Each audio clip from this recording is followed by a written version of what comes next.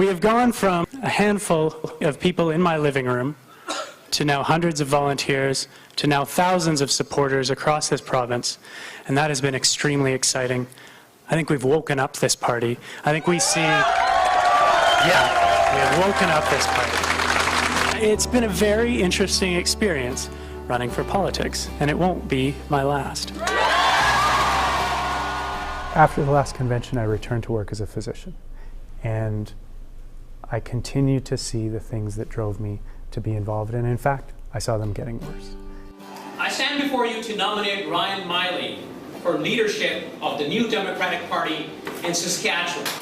Ryan, for me, embodies the abilities and core values that all of us would really like to see in our provincial leaders. I'm running for leader because I believe that we're more successful when we remember that we're all in this together.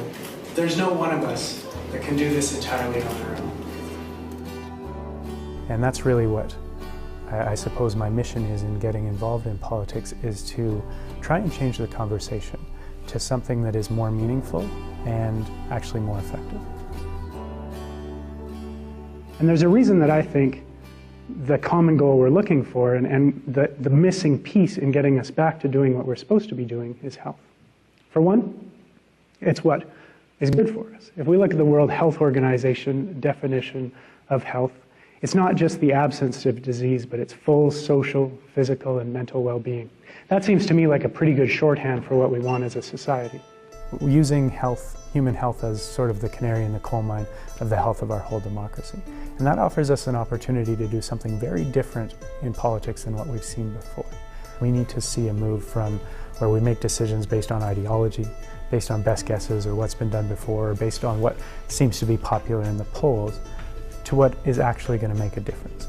It's so easy to say, yes, of course we should have greater equality, we should deal with the social determinants of health for those people over there, but can we afford it? And the truth is, we can't afford not to, because that's about all of our lives. It's not about somebody over there, it affects each and every one of us. And that's exciting to me, because it's one of those rare moments in politics where the smart thing to do and the right thing to do are the same thing. Right now we talk a lot about our boom, the booming economy. And a boom is a short and explosive thing. I'm not sure a boom is exactly what we want.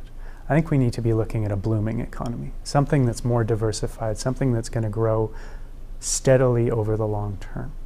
And to do that, you have to not squander the existing boom. You have to actually take the best advantage of the growth that's going on now to diversify. So I really want to see us having an economic plan that looks at a much larger toolbox than we're using. I want to see us look into the toolbox and see what are all of our options and how can we best use them, not simply to increase growth as fast as possible, but actually to direct growth to the best outcomes for people. When we recognize that when we have more equality, everybody's health improves.